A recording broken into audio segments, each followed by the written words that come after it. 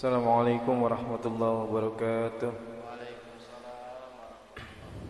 Alhamdulillahi rabbil alamin wa bihi nasta'in wa ala umuri dunya waddin. Wassalatu wassalamu ala asrofil anbiya'i wal mursalin sayyidina wa habibina wa syafi'ina Muhammad sallallahu alaihi wasallam. Amma ba'du. Marilah pertama-tama kita panjatkan puji syukur kita kehadrat Allah Subhanahu wa taala atas limpahan karunia nikmatnya, di antaranya nikmat iman wal Islam, nikmat sehat wal afiat, sehingga kita dapat berkumpul bersama di Musholla Al-Azhar dalam rangka kajian rutin setiap Jumat malam Sabtu ba'da sholat Isya. Alhamdulillah telah hadirlah di tengah-tengah kita Al-Mukarram Ustadz Dudul Lukmanul Hakim SPDI. Salawat bertaburkan, salam penghormatan marilah kita haturkan keharibanjuan kita Nabi besar Nabi Muhammad sallallahu alaihi wasallam beserta para keluarga dan para sahabatnya, para pengikutnya yang setia. Atas salawat yang kita anugerahkan semoga mendapatkan syafaat dari beliau, amin ya rabbal alamin. Yang terhormat Al-Mukarram Ustadz Dudu Al-Lukmanul Hakim SPDI, yang terhormat Bapak RT 011 Bapak Wahyono, dan yang terhormat jamaah Musholla Al-Azhar, para ustadz, para ustazah, para kiai, para sepuh bin sepuh yang mohon maaf tidak saya sebutkan satu persatu, namun tidak mengurangi rasa hormat saya serta ta'zim saya kepada bapak-bapak dan ibu-ibu sekalian. Marilah untuk mempersingkat waktu kita dengarkan apa yang disampaikan atau yang dipaparkan oleh guru kita Al-Mukarram Ustadz Dudul Lukmanul Hakim SPDI. Atas waktunya kami persilakan kepada Bapak Ustadz. Assalamualaikum warahmatullahi wabarakatuh.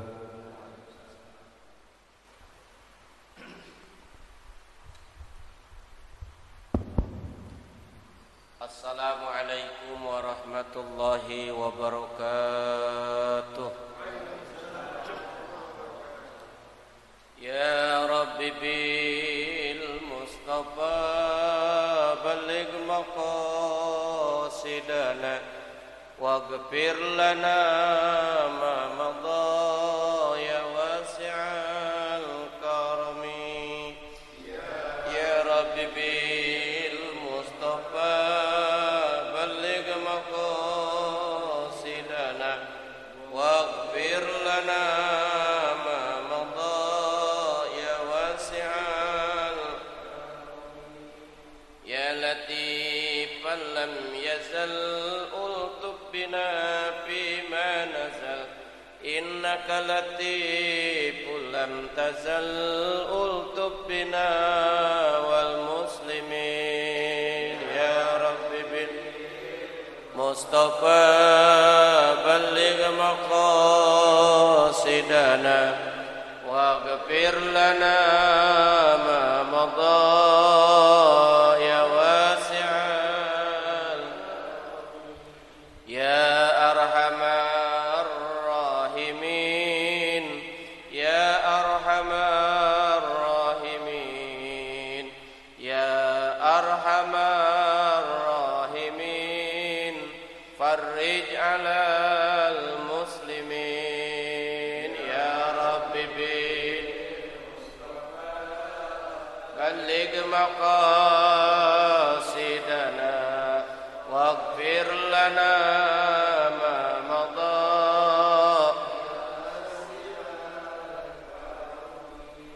Allahumma salli wa sallim wa barik alaihi wa ala alihi.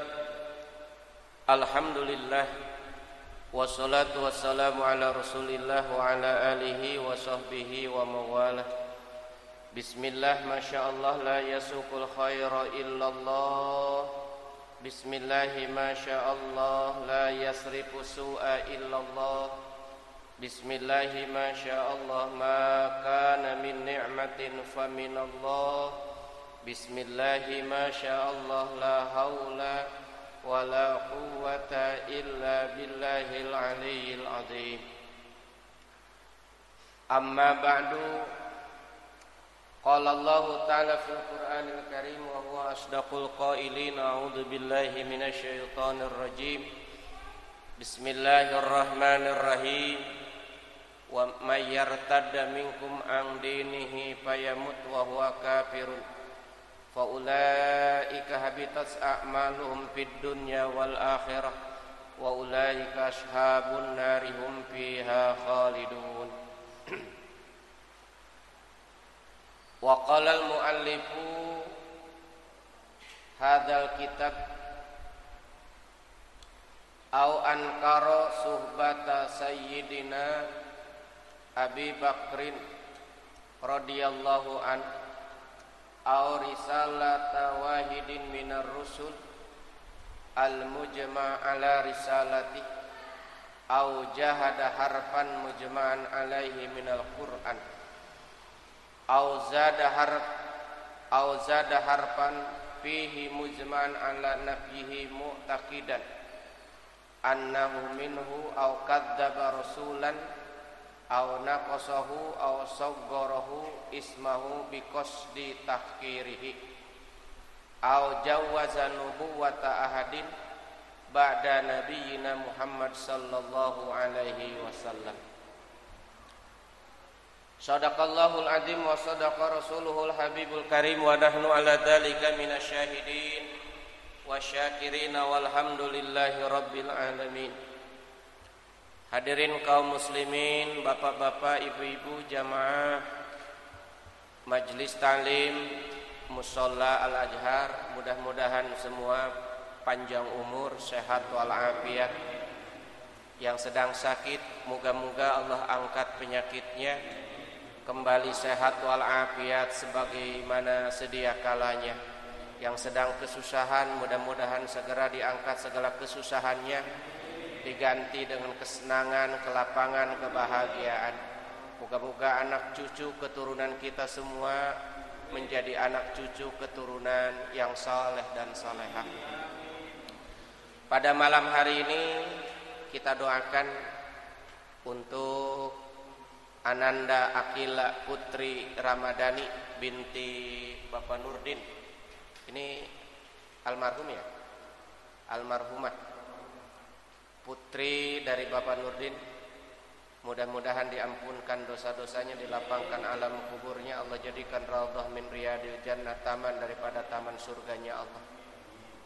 Kalau masih bocah, masih kecil, ini pasti nggak ada pertanyaan di dalam kubur. Pasti bakal langsung min ahlil jannah. Dan ini nanti bakal menjadi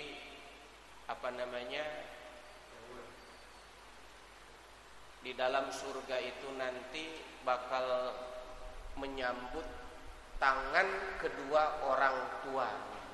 Maka kalau ada bapak ibu yang anaknya meninggal di waktu kecil, sesungguhnya itu adalah merupakan simpanan kedua orang tua, karena dipastikan anak ini min ahlil jannah, ahli surga, dan dia nanti bakal menjemput ayah dan ibunya masuk ke dalam surga. Kemudian untuk guru kita Bapak Kiai Haji Abdul Muhdi Al-Ansori, mudah-mudahan Allah Subhanahu wa taala mengangkat penyakitnya, kembali sehat walafiat sebagaimana sedia kalanya. Al-Fatihah. A'udzu billahi minasy syaithanir rajim. Bismillahirrahmanirrahim. Alhamdulillahi rabbil alamin. Arrahmanir rahim. Maliki yaumiddin. Iyyaka na'budu wa iyyaka nasta'in. Ihdinas siratal mustaqim. Siratal ladzina an'amta 'alaihim ghairil maghdubi 'alaihim waladdallin. Yang sama-sama kita muliakan MC kita Bapak RT Indra apa panjangnya? Saputra ya? Hah? Yang saya hormati, mudah-mudahan Allah muliakan Mas Gama, juga yang saya hormati Mas Nurdin, Pak RT ya? Pak Wahyono, Pak Muhammad, Pak Ahmad. Yang saya hormati orang tua kita, masya Allah istiqomah ngajinya. Dari dulu ngajinya nggak berubah-ubah di situ aja. Bapak Selamat. Posisi kamu jaga itu. Nggak boleh diganti. Doain ya, mudah-mudahan berkah, sehat, panjang yuswa, alhamdulillah. Jarang orang tua yang kayak beliau, jarang. Subhanallah. Kemudian Ustadz Rahmat juga yang saya hormati, Pak siapa? Bapak Jaka, Mas Joko, Pak Joko. Ini yang punya Astra, ini yang punya Astra. Ini Purwakarta ini. Kangen ya. Mudah-mudahan berkah ya Pak Jaka, Mas Joko, alhamdulillah. Ini yang punya wilayah nih Bang Ali. Hah? Joki. Yang saya hormati Pak Sauri, alhamdulillah. Mas Budin, Pak Syarif, dan juga ini Pak Daeng. Umi, maafin ya, tidak kelihatan Bu Juro, mamanya Kirby, istrinya Mas Panji. Tadi ada ya? Bil khusus keluarga besar Al-Mukarram Buya Kiai Haji Abdul Muhdi Al-Ansori, keluarga, mudah-mudahan yang saya hormati, mudah-mudahan Allah muliakan. Bapak-bapak, ibu-ibu, para jamaah sekalian yang dimuliakan Allah. Mungkin kalau berbicara tentang masalah Idul Kurban udah pada paham. Jadi biar hanca ataupun kajian kita tidak terputus, gak apa-apa, kita lanjutkan pembahasan daripada minggu-minggu yang lalu. Insya Allah. Bapak Ibu para jamaah yang dimuliakan Allah, kajian kita dari kitab Sulamut Taufik. Sulam itu artinya tangga. Sulam itu artinya tangga. Taufik artinya pertolongan Allah. Ada hidayah, ada taufik. Ada hidayah, ada taufik. Jangan dibalik. Taufik hidayah itu mah pebulu tangkis.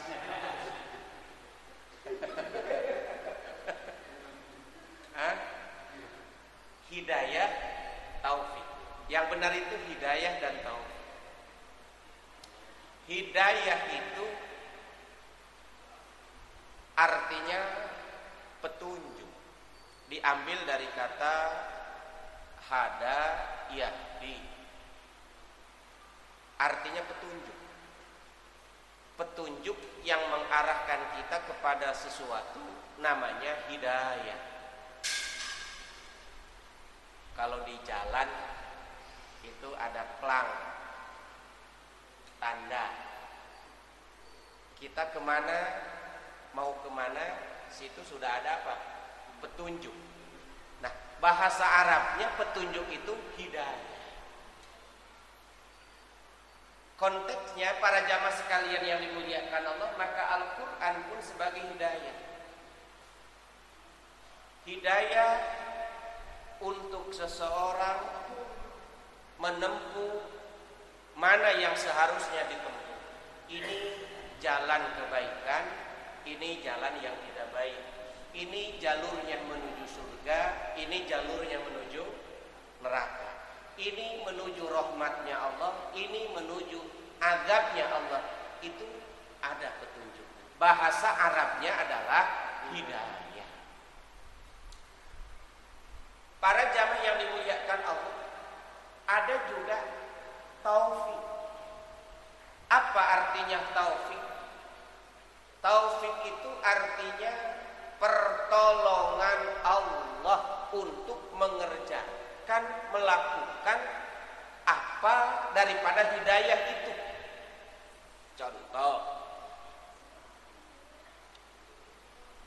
Contoh, kalau minum kopi biar badan kita seger, itu namanya apa? Hidayah, petunjuk. Ya. Kemudian dia minum kopi. namanya taufik. Taunya dengan itu kopi ada manfaat dan faidah, kemudian dia minumnya itu kopi, namanya hidayah dan taufik. Tapi kalau hanya dia tahu bahwa kopi hanya bisa memberikan manfaat, bla bla bla bla bla, tetapi dia tidak minum kopi, namanya baru dapat hidayah, belum mendapatkan taufik. Ya, namanya hidayah dan jadi pertolongan Allah untuk melakukan ibadah, namanya taufik. Maka kita selalu minta hidayah dan taufik. Kalau hidayah, para jamaah yang dimuliakan Allah mungkin sudah bertebaran di mana-mana. Al-Quran adalah merupakan hidayah, peringatan Allah juga adalah hidayah. Tinggal kita mau ataukah tidak mau melaksanakan itu semua, tergantung daripada taufik. Maka para jamaah yang dimuliakan Allah, sulamut taufik artinya tangga untuk meraih pertolongan Allah. Maka disebut dengan sulamut taufik. Masih kita membicarakan tentang masalah perkara-perkara yang berkaitan dengan murtad. Murtad itu kemarin sudah dijelaskan, artinya keluar daripada Islam. Hukumnya adalah kafir. Orang murtad itu kategori kafir, dan orang kafir akan selamanya tinggal di mana? Di dalam neraka. Kalau mati dalam keadaan murtad, tidak kembali lagi ke dalam Islam. Bapak Ibu para jamaah yang dimuliakan Allah, apa yang disebut bagian daripada murtad itu? Au ankara suhbata sayyidina Abi Bakrin. Au ankara, ataupun dia ingkar suhbata sayyidina, akan kesahabatannya Sayyidina Abi Bakar. Kita ingkar bahwa sahabat Abu Bakar itu bukan sahabat, maka kita dikategorikan murtad. Sebab ada orang-orang Syiah, ini orang-orang Syiah, menurut orang-orang Sunni ahlu sunnah wal jamaah, mereka itu adalah kategori daripada orang-orang murtad. Kenapa saya katakan orang-orang murtad? Karena mereka tidak membenarkan, tidak meyakini bahwa namanya sahabat Abu Bakar, Umar, Utsman itu, kalau Ali ya memang panutannya, dia ingkar kepada sahabat yang tidak. Abu Bakar, Umar, dan Utsman, mereka nggak percaya. Bahkan para jamaah yang dimuliakan Allah, mereka nggak mau ketika mereka disebutkan Abu Bakar bukan radhiyallahu anhu, tapi mereka menyebutnya alaihi laknatullah.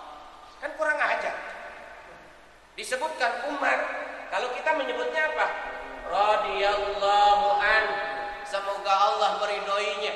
Ketika disebutkan Utsman, maka kita menyebutnya radhiyallahu an, semoga Allah meridhoinya. Tapi orang-orang Syiah Rafidhah itu mengucapkannya laknatullah. Maka para jamaah yang dimuliakan Allah, ini bertentangan dengan ahlu sunnah wal jamaah. Maka mereka orang-orang Syiah itu kategorinya kategori orang murtad. Sebab ingkar kepada sahabat Abu Bakar, Umar, Utsman. Hanya tok kepada siapa? Sayyidina Ali karramallahu wajhah. Ini pemahaman secara dasar. Kenapa mereka dikatakan orang-orang di luar Islam?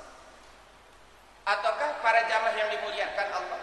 Maka kalau kita kan menyebutnya Allahumma sholli ala sayyidina Muhammadin wa ala alihi wa ashabihi ajmain. Jadi sholawat kita itu Allahumma sholli ala sayyidina Muhammad wa ala alihi wa sahbihi ajmain. Ya Allah, berikanlah sholawat dan salam wa ala alihi kepada keluarganya Nabi. Keluarganya Nabi itu maksudnya pertama ya anak Rasulullah sallallahu alaihi wasallam, termasuk Siti Fatimah, termasuk Zainab, termasuk Ruqayyah, termasuk istrinya Rasulullah. Itu namanya keluarga.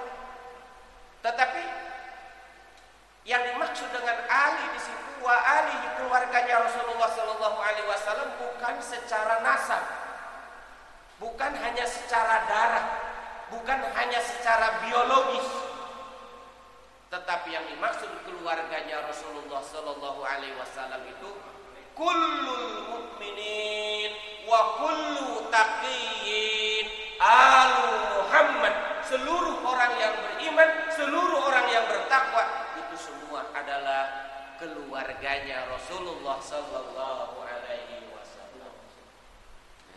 Jadi kita ini keluarga siapa? Bukan Habib, tapi keluarganya Nabi. Dari jalur mana? Dari jalur mukminnya, dari jalur takwanya. Wa ashabihi, sahabat-sahabat Nabi. Sahabat Nabi itu para jamaah sekalian yang dimuliakan Allah, sehitungan jumlahnya para nabi 124.000. Tapi kita nggak kenal semua sahabat Rasulullah sallallahu alaihi wasallam. Yang kita kenal ada namanya Abu Bakar, ada yang namanya Umar, ada yang namanya Utsman, ada yang namanya Ali, ada namanya Zaid bin Sabit, ada yang namanya Abdurrahman bin Auf, ada yang namanya Khobab bin Ar, ada yang namanya Suhail, ada yang namanya Abu Hurairah, ada yang namanya banyak. Itu sahabat-sahabat Rasulullah sallallahu alaihi wasallam. Tapi tidak termasuk Abu Jahal. Abu Jahal bukan sahabat Nabi. Awas.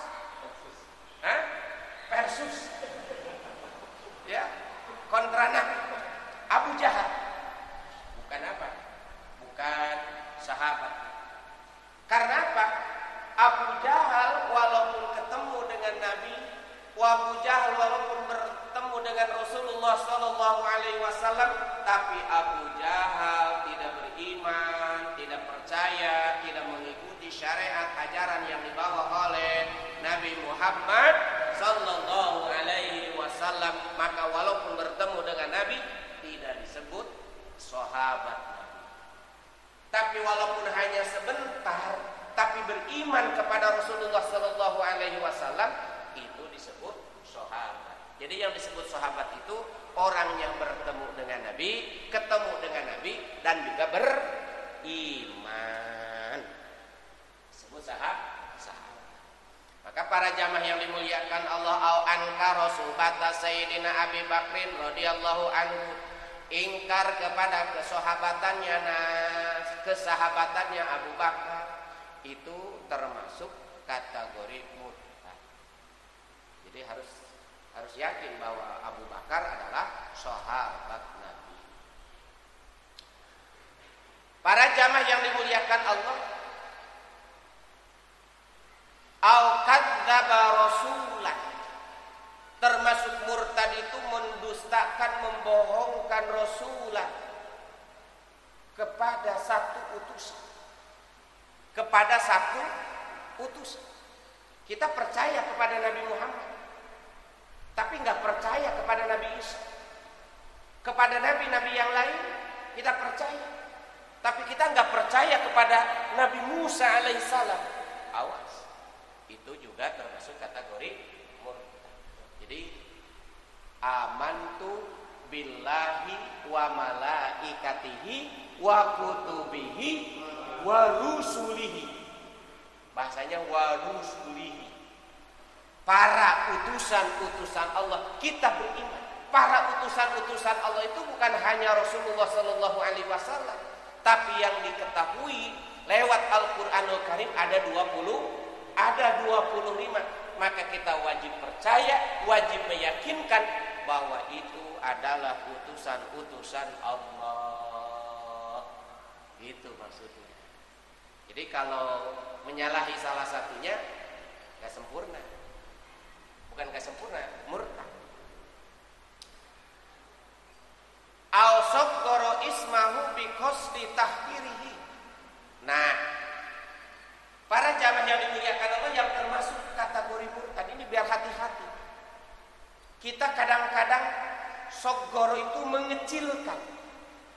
mengecilkan namanya. Bi qasdi tahqirihi dengan niat maksud menghinakan, mengecilkan. Tasghir itu wazannya, timbangannya wazan fu'ailun. Contoh Adam. Nabi siapa? Adam. Benar kan bacaannya? Adam. Berarti Nabi Adam. Tapi kalau dimasukkan ke wazan fu'ailun jadi udem. Artinya Adam kecil, menghinakan. Tuh, Muhammad dimasukkan ke wazan fu'ailun jadi muhaimid. Menghinakan, merendahkan. Dengan seperti itu kategorinya kategori murtad. Jadi para jamaah yang dimuliakan Allah enggak boleh nama-nama nabi, nama-nama rasul kemudian kita tasghirkan, kita kecilkan. Tidak boleh. Penghinaan. Maka kemarin Holy Wing itu Holy Wing ya, dianggap pelecehan dan penistaan terhadap agama karena menggandengkan nama Nabi kita, Nabi Muhammad Sallallahu Alaihi Wasallam dengan siapa? Dalam apa itu, minuman keras apa ya? Kan kurang ajar. Kalau umat Islam yang membuat seperti itu harus yakin murtad. Harus yakin. Jangan dengan alasan pluralitas, kebebasan berekspresi. Agama dihinakan, agama diinjak-injak. Agama tetap agama, syariat tetap syariat, dan agama atau syariat hukumnya sakral. Gak boleh. Quran sakral, Allah sakral, Nabi Muhammad sakral, syariat sakral. Gak boleh. Jadi kalau sudah menyangkut syariat, menyangkut agama, tidak boleh ada penistaan, penghinaan. Sebab sanksinya murtad. Naudzubillah summa naudzubillah. Tuh, jangan main-main. Maka para jamaah sekalian yang dimuliakan Allah, ini kadang-kadang ayat Quran dimain-main. Ayat Quran dijadikan apa namanya? Istihza. Kadang-kadang maaf dengan tidak sengaja, kadang-kadang kita suka dengar la yamutu fiha wala, ya tidak bermutu karena kurang biaya. Hah? Ada yang mengatakan seperti itu. Itu penistaan. Awas, hati-hati orang yang mengucapkannya seperti itu. Buru-buru udah mengucapkan 2 kalimat syahadat. Jadi guyonan Al-Quran, enggak boleh. Karena sekali lagi Allah, Rasul, Quran, Islam, syariat itu semuanya sakral, suci. Tidak boleh. Kalau mau guyon yang lain lah, jangan pakai ayat-ayat Al-Quran. Ya, jangan pakai ayat-ayat Al-Quran. Pedas Pak ngaji tak sulam taufik mah. Insya. Nah, au jawwaza nubuwata ahadin ba'da nabiyina Muhammadin sallallahu alaihi wasallam, atau adanya nubuah. Nubuah itu kenabian. Setelah Nabi Muhammad sallallahu alaihi wasallam, kita punya pemikiran, punya idealisme, punya keyakinan, punya pemahaman bahwa sah saja, boleh saja ada lagi nabi dan rasul setelah siapa? Nabi Muhammad. Kalau ada pemikiran seperti itu, murtad. Tidak boleh. Cukup nabi yang terakhir itu siapa? Nabi Muhammad sallallahu alaihi wasallam, dan itu harus dipastikan dalam keyakinan kita. Gak ada nabi setelah Nabi Muhammad sallallahu alaihi wasallam. Jamaah sekalian yang dimuliakan Allah, maka kita harus berdoa kepada Allah. Pertama, doa dalam surat Ali Imran ayat 8. Kudu sering-sering dibaca. Ali Imran ayat 8. Rabbana la tuzigh qulubana ba'da id hadaitana wa hab lana min ladunka rahmah innaka antal wahhab. Sering-sering doa baca. Sering-sering. Apa isi daripada doa itu? Biar hati kita tidak tergelincir, biar hati kita tidak jatuh. Jatuh kemana? Jatuh kepada kesesatan, jatuh kepada kemurtadan. Rabbana la tuzigh qulubana, ya Allah jangan gelincirkanlah qulubana, hati kami, ba'da idh hadaitana, setelah Engkau berikan hidayah kepada kami. Jangan Engkau gelincirkan hati kami ya Allah. Doa yang lain, ya muqallibal qulub sabbit qalbi, ya Allah teguhkanlah hatiku ala dinika, tetap di atas agamamu. Ya muqallibal qulub sabbit qalbi ala dinik, ya muqallibal qulub sabbit qalbi ala. Biar apa? Iman, keyakinan kita selalu dijaga oleh Allah Subhanahu wa taala. Jangan sampai terbersit ada keyakinan, pemahaman di dalam hati kita, apalagi keraguan-raguan tentang kebesaran kekuasaan Allah Subhanahu wa taala. Catat enggak dia? Ya Allah. Au zawwaja nubuwata ahadin ba'da nabiyina Muhammad sallallahu alaihi wasallam, memperbolehkan adanya kenabian setelah Nabi Muhammad itu murtad. Ya. Maka kenapa orang-orang Ahmadiyah itu, para jamaah yang dimuliakan Allah, itu kategorinya adalah orang kafir? Ahmadiyah, bukan Muhammadiyah. Awas. Awas. Ahmadiyah. Karena mereka punya pemahaman, keyakinan adanya lagi nabi, ada lagi nabi setelah Nabi Muhammad. Siapa yang mereka akui? Adanya nabi setelah Nabi Muhammad. Mereka meyakini bahwa adanya nabi setelah Nabi Muhammad itu namanya Mirza Ghulam Ahmad. Ahmad itu maka jadilah aliran Ahmadiyah. Mirza Ghulam. Ini karena ini menyangkut akidah, menyangkut prinsip keimanan awal. Jadi keimanan kita cukup tidak ada lagi nabi setelah Nabi Muhammad.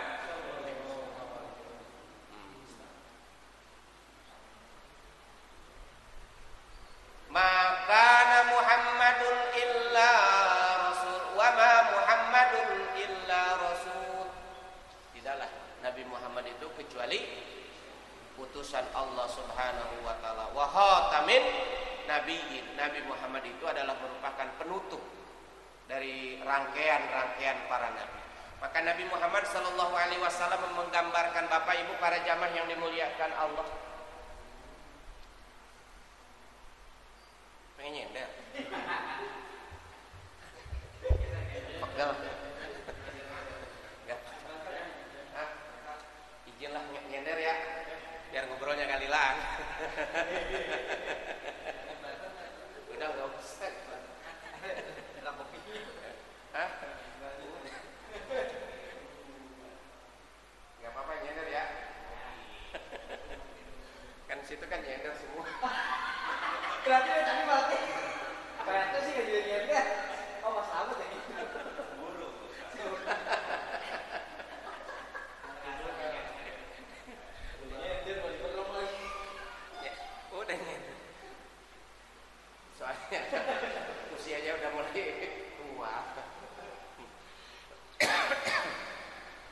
di mana kita tadi cerita apa? Hah? Ahmadiyah. Nah ini kategorinya.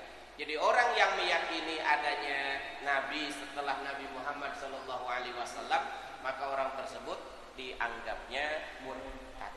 Ya, dianggapnya apa? Murtad. Harus diyakinkan bahwa Nabi Muhammad SAW itu adalah penutup seluruh para nabi, penutup seluruh para utusan-utusan Allah. Tidak ada lagi nabi setelah Nabi Muhammad sallallahu alaihi wasallam. Nah, para jamaah sekalian yang dimuliakan Allah,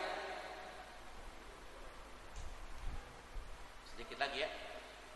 Wal qismu tsani, bagian yang kedua al-af'al. Ada murtad perbuatan. Kalau tadi i'tiqad, keyakinan, kelihatan. Wal qismu tsani yang kedua ataupun bagian yang kedua al-af'alu. Murtadnya murtad perbuatan. Kasujudi lisonamin, seperti sujud lisonamin ke berhala. Au syamsin, ataukah sujud ke matahari, au makhlukin ahar, ataupun sujud kepada makhluk yang lain. Itu termasuk kategori murtad. Maka Bapak Ibu para jamaah yang dimuliakan Allah, kita selaku muslim, umpamanya kita ikut-ikutan, umpamanya ada berhala, ikut-ikutan nyembah, gak boleh. Murtad. Ya. Para jamaah yang dimuliakan Allah, dulu di zaman sahabat Umar bin Khattab, Umar juga dulu pernah menyembah kayak begitu. Ya. Kecuali Ali karramallahu wajhah. Sahabat-sahabat yang lain di zaman jahiliyah pernah ikut-ikutan. Umar bin Khattab, Utsman bin Affan, sahabat-sahabat yang lain sebelum dia masuk Islam, mereka ikut-ikutan menyembah apa? Berhala. Dulu di Ka'bah itu ada 360 Ka'bah berjejer. Dan komandan daripada berhala-berhala itu ada 4 diantaranya. Pertama, Latta. Kedua, Uzza. Ketiga, Manat. Keempat, Hubal. Ini yang paling besar. Di Ka'bah 360 setiap hari mereka, maaf, karena kejahiliahannya, mereka sembah sambil mengelilingi Ka'bah, tawaf. Cuma tawafnya sambil telanjang pula, telanjang. Namanya juga jahiliyah. Namanya juga jahiliyah. Namanya juga jahiliyah. Nah, para jamaah sekalian yang dimuliakan Allah,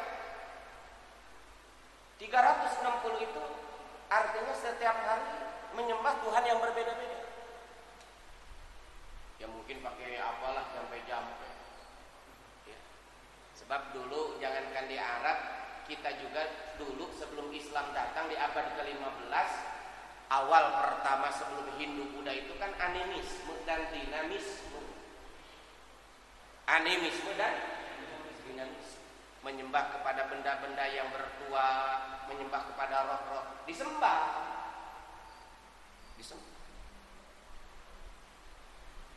Itu namanya animisme. Dan kemudian datang agama Hindu, kemudian datang agama Buddha, kemudian datang agama Islam. Nah, para jamaah yang dimuliakan Allah, Umar bin Khattab pun bahkan uniknya Umar bin Khattab, berhala dan patungnya itu beda dengan berhala-berhala yang lain.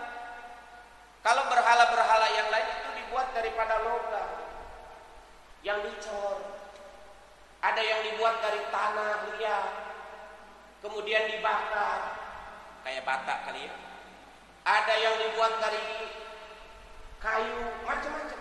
Umar bin Khattab uniknya itu berhalanya itu dibuat dari apa? Dibuat dari kayak macam mau bikin donat. Benar. Kata Umar bin Khattab, di saat dia menyembah Tuhannya itu ngomong, Tuhan lapar, izinkanlah dengan segala kerendahan Tuhan saya potes tanganku. Ini dalam Hayatus Sahabat diceritakan di Makkah. Mungkin kalau masih kurang kepalanya dipotek. Masya Allah, hina amat itu ada Tuhan sampai dipotek begitu. Tuhannya sampai habis. Dan anehnya itu Tuhan nggak berontak. Mungkin ngomong PA lu. Enggak, diam aja tuh. Makanya Umar bin Khattab setelah dia masuk Islam, mengenal Islam, kadang-kadang tersenyum, kadang-kadang berurai air mata. Sahabat bertanya, ya Umar, kenapa Anda kadang-kadang tersenyum, kadang-kadang Anda berurai air mata? Saya tersenyum, teringat kelakuan saya dulu sebelum masuk Islam, sebelum Allah berikan hidayah dan taufik kepada saya. Saya menyembah berhala dan beda berhalanya dari orang-orang lain, sahabat-sahabat yang lain.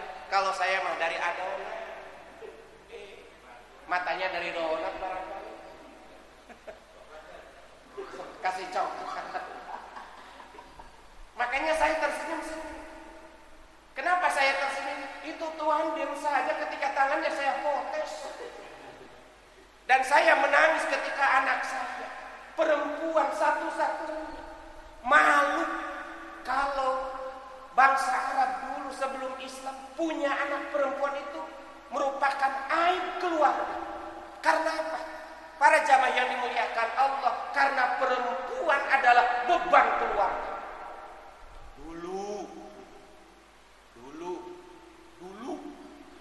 Makanya masih kecil dilempar ke anaknya, dikubur hidup-hidup. Yang membuat menangis Umar bin Khattab ketika anaknya itu berteriak, ayah, bahasa kita abi,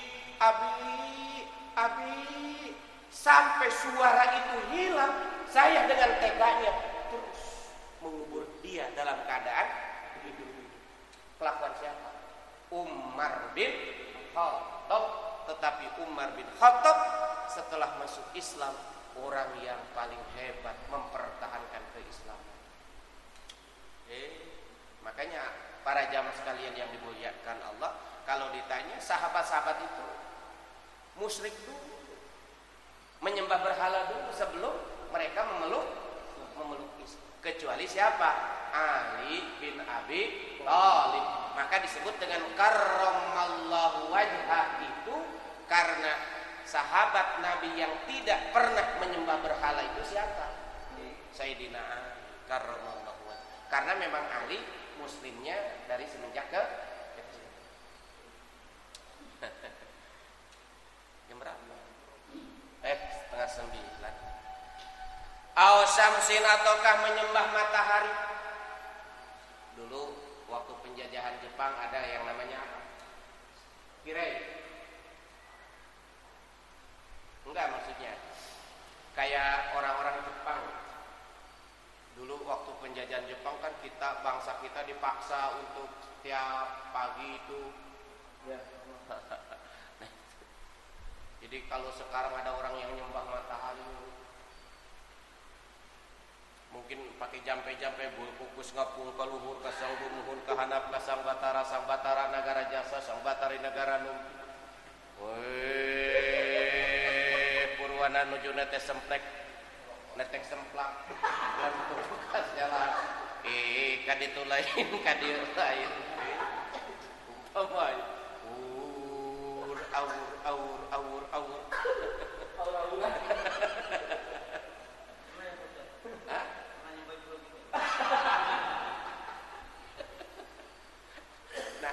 Nah itu para jamaah sekalian yang dimuliakan Allah, kalau menyembah kepada matahari merasa yang punya kekuatan dan energi besar, itu murtad perbuatan. Nah sekarang bagaimana kalau orang masuk gereja, Pak Ustaz? Orang masuk gereja ataupun tempat-tempat ibadah, mereka semua kuil, candi, tempat ibadah-ibadah mereka. Para jamaah yang dimuliakan Allah, kalau hanya sekedar tamasya, kalau hanya sekedar rekreasi, kalau hanya sekedar piknik, kalau hanya sekedar healing-healing, jalan-jalan, gak termasuk murtad. Masuk Prambanan, masuk Borobudur gak murtad, karena niatnya healing. Tapi kalau sudah pakai baju adat ibadahnya mereka, umpamanya ya seperti mereka ibadah, kita ikuti, kemudian mereka mengikuti tradisi ibadah mereka, murtad. Ataupun umpamanya kita masuk ke gereja, kita dandanan mereka, ikut-ikutan, itu murtad. Sebab para jamaah yang dimuliakan Allah ini menyamai dengan ibadah. Lalu bagaimana kalau mereka yang bekerja di tempat-tempat kayak begitu? Para jamaah yang dimuliakan Allah jadi satpamnya, jadi tukang benerin sound systemnya, misal gak mau, cuma kurang baik, murtad enggak, karena mereka niat bukan untuk ibadah, murtad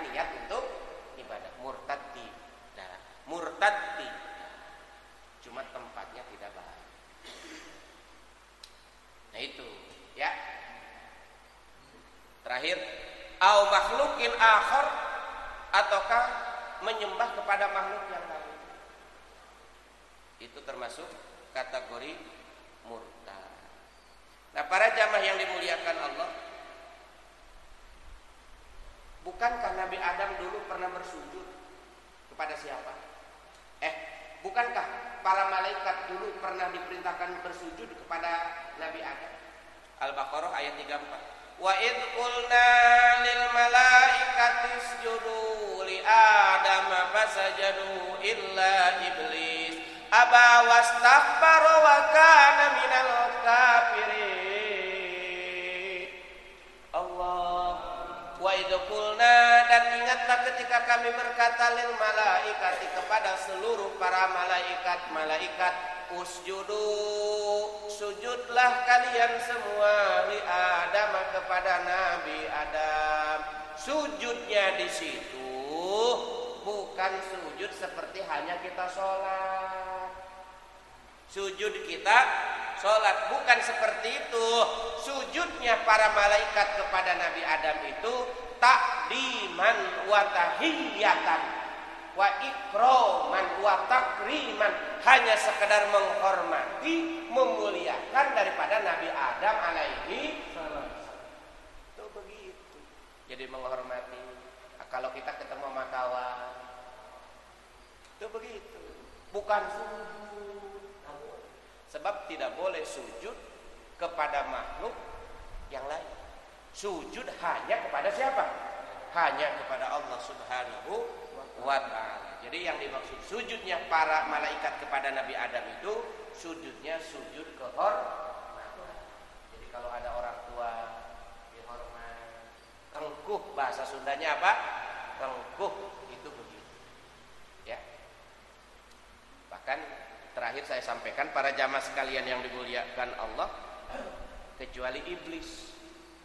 Iblis itu enggan untuk bersujud kepada Nabi Adam alaihi salam. Dia menolak, wastakbaro, dan merasa besar, merasa senior. Gua yang paling duluan loh. Gua yang paling pandai, gua yang paling tua, gua yang paling bisa loh. Kata siapa? Kata iblis kepada Nabi Adam. Jadi tidak melihat subjeknya, siapa yang memerintahkan, tapi dia melihat objeknya, siapa yang diperintahkan untuk bersujud kepada siapa? Kepada Nabi Adam. Allah, manusia baru. Wastak wa kana minal kafir. Maka para jamaah yang dimuliakan Allah, satu waktu iblis, setan datang kepada Nabi Musa alaihissalam. Nabi Adam udah nggak ada.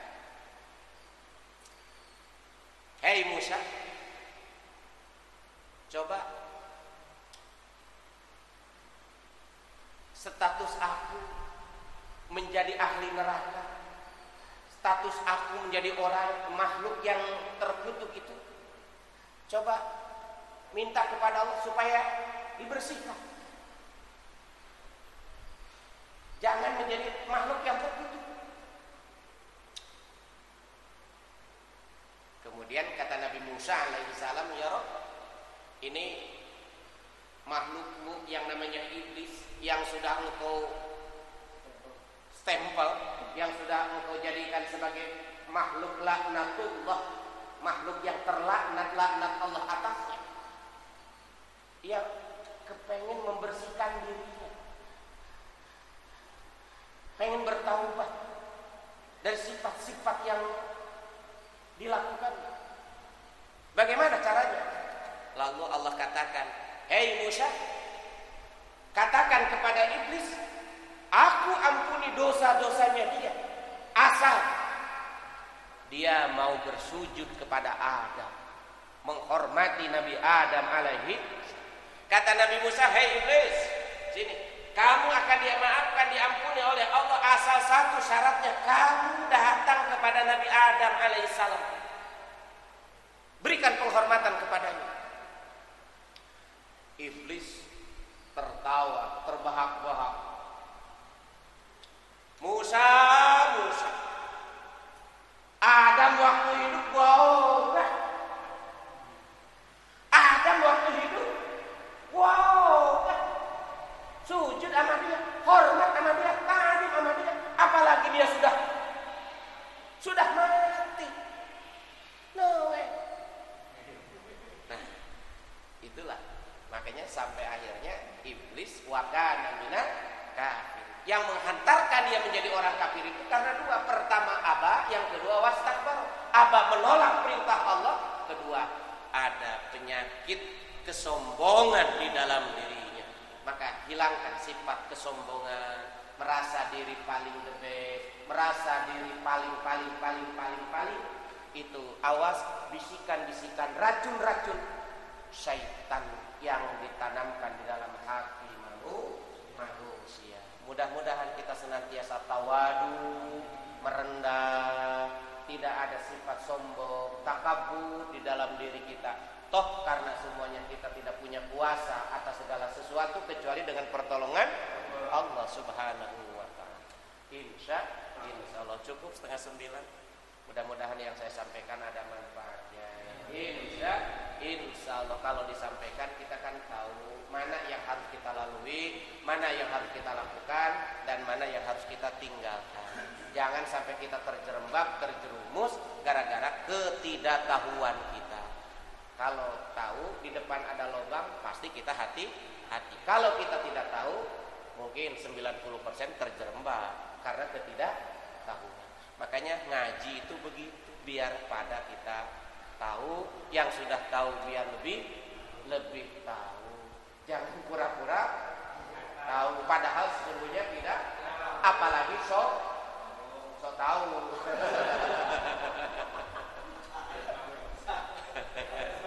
Ya, ayo cukup ya.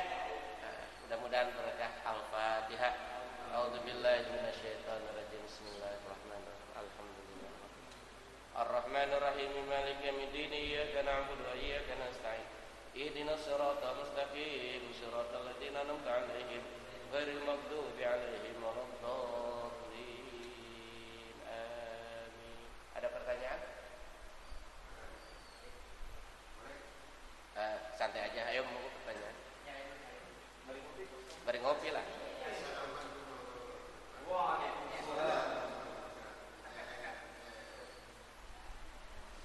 Nah, ini Pak Ustadz, kalau masalah tadi murtad perbuatan, kalau dikaitkan dengan syirik, ya itu syirik. Ya syirik. Itu syirik. Terus yang kedua, kalau kita murtad, siksaannya di neraka dengan yang kafir apa sama gitu loh? Yang murtad dengan yang orang kafir langsung gitu. Apa ya siksanya sama enggak? Terus yang ketiga, kalau nggak salah, kalau Mu'jahiyah itu yang digelarkan pada Ali bin Abi Thalib itu, kalau nggak salah dia nggak pernah ngelihat selama ini apa aja kemaluannya. Apa benar nggak ya? Bahwa Ali itu selama hidup itu nggak pernah ngelihat kemaluannya dia. Makanya kalau Mu'jahiyah. Terus yang keempat ini, kemarin saya yang masih kurang ada penjelasan masalah yang taubat ya, yang udah sakaratul maut nih. Apa yang menjadi penentu bahwa dia itu sudah taubat atau tidak taubat? Apa harus diucapkan taubatnya itu atau memang cukup dalam hati?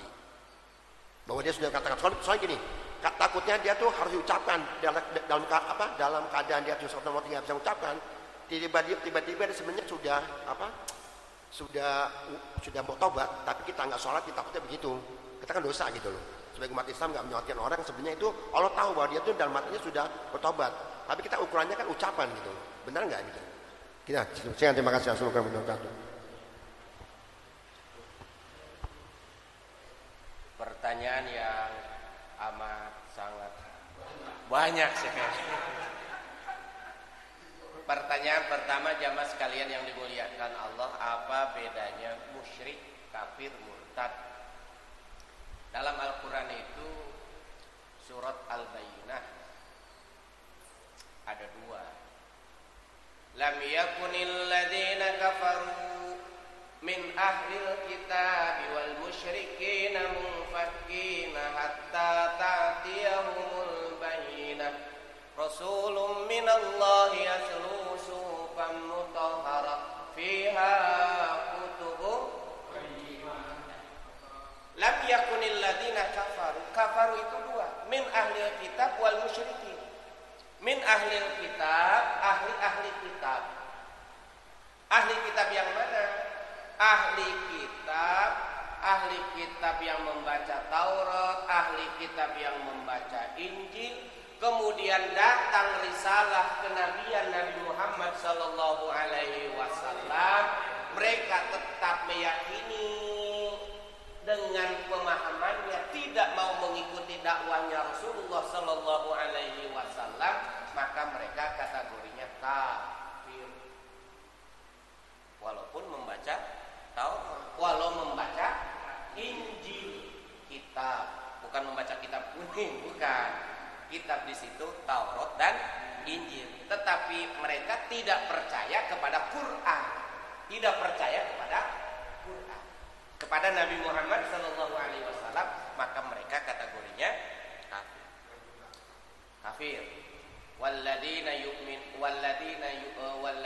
yu'minuna bima unzila ilaika wa ma unzila min qabli. Jadi orang iman, orang yang bertakwa itu percaya kepada yang diturunkan kepada engkau wahai Muhammad, Al-Qur'an, wa ma unzila min qablika, dan percaya kepada yang diturunkan sebelum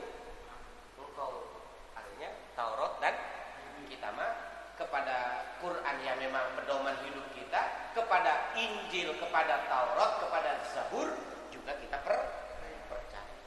Akan tetapi mereka ahli Injil, ahli Taurat tidak percaya dengan Al-Quran, maka kategorinya kafir. Kecuali kalau percaya, ya. Kecuali kalau percaya kepada Al-Quran, maka itu ya mukmin. Itu min ahlil kitab. Wal musyrikin itu orang-orang musyrik. Orang-orang musyrik itu orang yang menduakan, seperti Abu Jahal dan lain-lain sebagainya, Abu Lahab dan lain-lain sebagainya. Itu namanya golongan-golongan musyrikin. Ini termasuk kategori orang murtad. Dan yang ketiga, orang murtad. Murtad itu artinya keluar daripada Islam, baik dengan i'tikad, baik murtad dengan perbuatan, ataukah murtad dengan ucapan. Maka kalau dia kemurtadannya itu terbawa sampai mati, artinya mati dalam keadaan murtad, tidak buru-buru kembali kepada Islam, tidak buru-buru mengucapkan 2 kalimat syahadat, maka kategorinya kafir. Kalau kategorinya kafir berarti abadi di mana? Tetapi walaupun mereka pernah murtad, entah itu i'tikad, entah itu perbuatan, entah itu ucapan, syahadat bukan murtad. Artinya dia kembali lagi kepada Islam. Maka dituntut kita di dalam sholat selalu mengulang-ulang 2 kalimat syahadat. Asyhadu an la ilaha illallah wa asyhadu anna muhammadar rasulullah. Untuk jaga keimanan kita, jangan-jangan pernah ada ucapan yang mengeluarkan kita daripada Islam sehingga kita nggak sadar bahwa hakikat kita udah keluar daripada Islam. Maka buru-buru kita mengikrarkan. Tuh. Ya. Jadi dengan mengikrarkannya itu langsung jadi muslim. Kemudian karramallahu wajhah. Karramallahu wajhah itu ya ada 2 versi. Ada 2 pendapat, ada 2 pemaknaan. Pertama, mulia wajahnya itu karena Sayyidina Ali adalah orang yang ataupun sahabat Nabi yang tidak pernah menyembah berhala. Itu yang pertama. Dan yang kedua, Sayyidina Ali itu tidak pernah melihat kemaluannya, kemaluan dirinya sendiri. Maka disebut dengan karramallahu wajhah. Apa masa iya Pak Ustaz? Jangan masa iya. Kita harus percaya, oh Sayyidina Ali ya seperti itu, seperti itu. Jadi tidak pernah dan tanda kutip melihat kemaluan diri sendiri. Beda dengan RTI ini.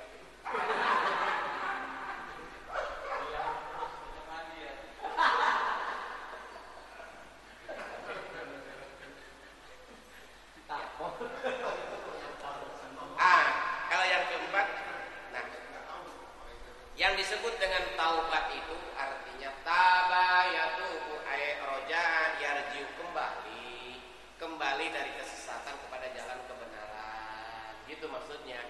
Jamaah yang dimuliakan Allah, yang dimaksud di situ itu adalah kembali daripada kekafiran kepada kemusliman. Ya. Nah, kali lagi, kalau umpamanya hubungannya dengan murtad tadi, kalau sebelum syakarat dia mengucapkan 2 kalimat syahadat, maka diterima itu syahadatnya. Tetapi kalau umpamanya sudah ditenggorokan, karena kalau sudah ditenggorokan itu sudah tidak sadar apa-apa, tidak bisa. Maka para jamaah yang dimuliakan Allah, Nabi mengatakan innallaha yaqbalu taubatal abdi ma lam yutub. Allah akan menerima taubatnya seorang hamba selama ruhnya itu belum sampai di tenggorokan. Firaun itu percaya kepada Nabi Musa. Nabi Musa itu sebagai Nabi Allah. Tapi di saat sakaratul, kata Fir'aun, amantu bi Rabbi Musa wa Harun. Aku percaya dan aku beriman kepada Musa dan Harun. Tetapi keyakinan, kepercayaannya si Fir'aun itu di waktu tenggelam, waktu sakaratul, maka tidaklah berguna. Itu seperti itu.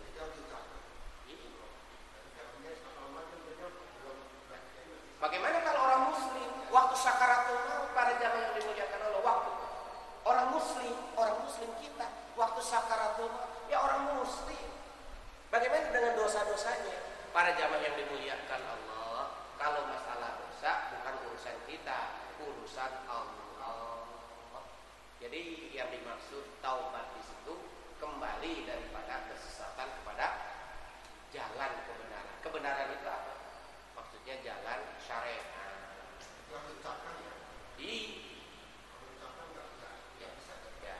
Jadi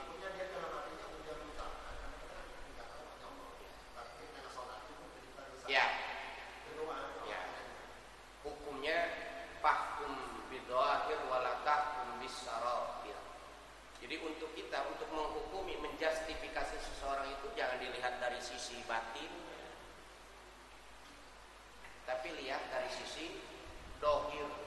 Dia mengucapkan 2 kalimat syahadat. Berarti dia muslim. Udah gitu aja, muslim. Dia itu muslim. Nah, bagaimana Pak Ustaz? Malas sholatnya, kedul sholatnya. Nah, kemarin sudah dijelaskan. Kalau hanya sekedar malas, dia mengerjakan sholat hanya sekedar dosa. Tetapi kalau sudah menganggap sholat tidak lagi wajib, maka dia sudah murtad. Beda kan? Kalau dia meninggalkan sholat karena malas, malas sama lesu, nah itu nggak murtad. Tapi kalau dia meninggalkan sholatnya itu meyakini sholat bukan perkara wajib, bukan perkara yang diperintahkan, meyakini seperti itu, maka dia jadi murtad. Jelas beda kan? Beda. Itu seperti itu. Jadi harus dibedakan. Iya. Ya, sepadai. Ada lagi?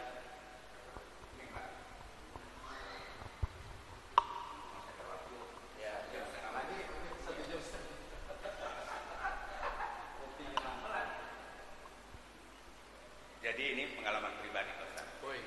Luar biasa. Pengalaman pribadi. Sebelumnya saya sering sholat berjamaah, tapi saya tidak pernah mengikuti zikir. Iya. Zikir secara berjamaah. Iya. Setelah salam, assalamualaikum, kiri kanan selesai. Lantas jalan. Imam zikir nih, begini kan, zikir. Nah, kalau saya enggak, saya mundur ke belakang. Saya langsung gini aja deh, Pikir masing-masing lah. masing-masing. Tapi setelah saya mengikuti taklim di satu tempat, saya merenung. Ternyata hebat, nih, luar biasa. Dan sampai hari ini saya lakukan. Kenapa? Saya bilang luar biasa. Selama kita sholat 5 waktu berjamaah, kita selama 5 waktu itu kita berselamat. Sallallahu alaihi Muhammad, kan gitu. Dan situ yang saya pernah dengar dari kawan-kawan, itu mengurangi dosa kita selama berselawat itu. Ya. Berselawat. Padahal kalau saya hitung itu paling 10 menit.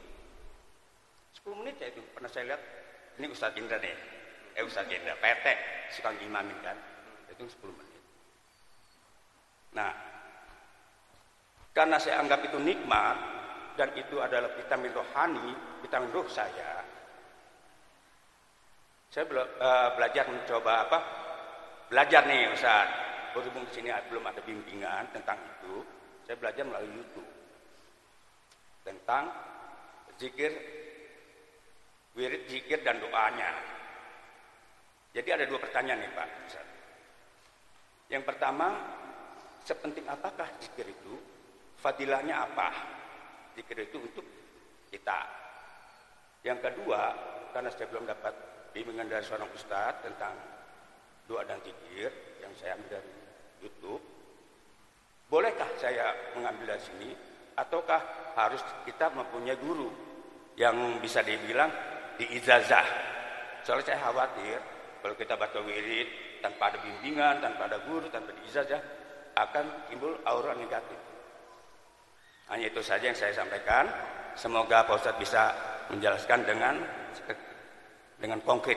Terima kasih Pak Ustadz. Nabi menyebutkan usahakan untuk bisa zikir. Adapun waktunya zikir umpamanya tidak mesti habis sholat duduk di situ. Kita terburu-buru umpamanya takut kesiangan bekerja, langsung naik motor. Enggak apa-apa. Zikir di atas motor boleh apa enggak? Alladzina yadhkuruna Allaha qiyaman wa qu'udan wa 'ala junubihim. Bisa sambil berdiri, bisa sambil duduk, wa 'ala junubihim, ataukah bisa sambil selonjoran boleh enggak zikir? Boleh. Nah itu. Jadi tidak mesti, dalam tanda kutip, tidak mesti imam berzikir, kita berzikir gitu. Tapi karena ada keperluan nggak jadi masalah. Tapi kalau tidak ada keperluan ya duduk zikir di situ karena ada manfaat yang tadi disebutkan. Apalagi sampai bersalam-salaman. Nabi menyebutkan ma min muslimaini yaltaqiyani fayatasofahani ghufira lahum qabla ayyatafarraqa. Tidaklah dua muslim yang bertemu kemudian dia bersalam-salaman, maka Allah ampuni dosa keduanya qabla ayyatafarraqa, sebelum dia berpisah. Maka enggak bid'ah salaman habis sholat itu sallallahu ala Muhammad sallallahu alaihi wasallam, enggak bid'ah.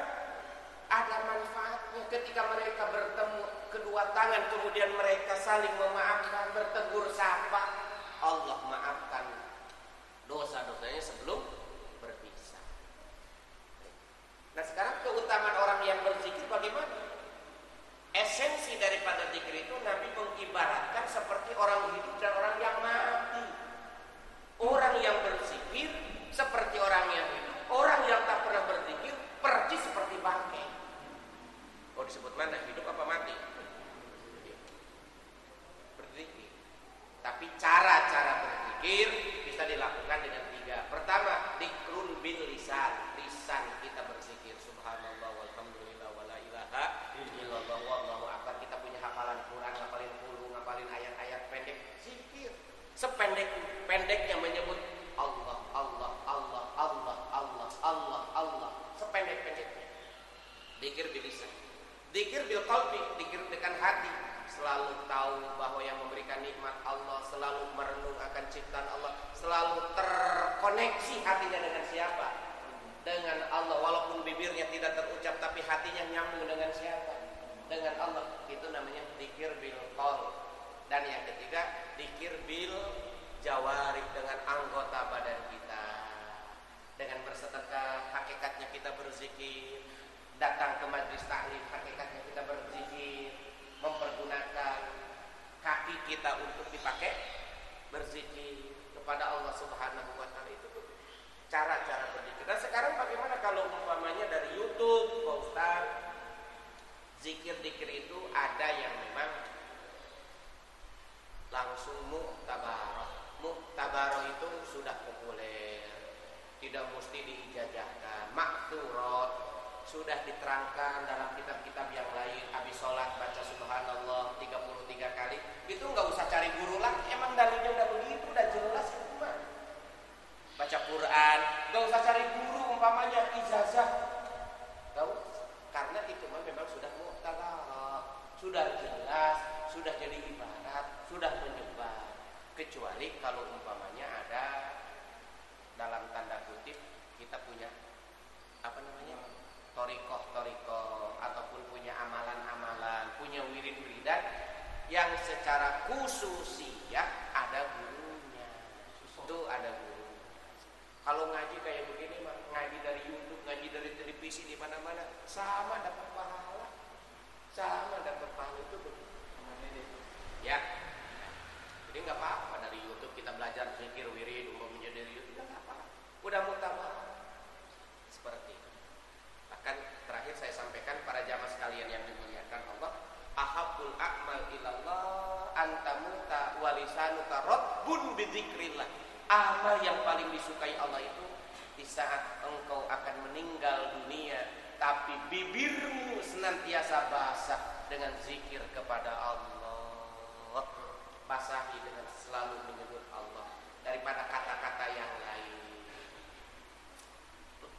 Pahalanya luar biasa. Ya, begitu. Cukup ya. Al-Fatihah. A'udzubillahi minasyaitonir rajim. Iyyaka na'budu wa iyyaka nasta'in ihdinas siratal mustaqim siratal ladzina an'amta 'alaihim ghairil maghdubi 'alaihim waladdallin. Amin. Wa qana ya karim, wa qana ya rahman irhamna ya arhamar rahimin. Da'wahum fiya subhanakallahumma wa tahiyyatuhum fiya salam. Wa akhiru da'wahum 'anil hamdulillahi rabbil alamin. Assalamualaikum warahmatullahi wabarakatuh.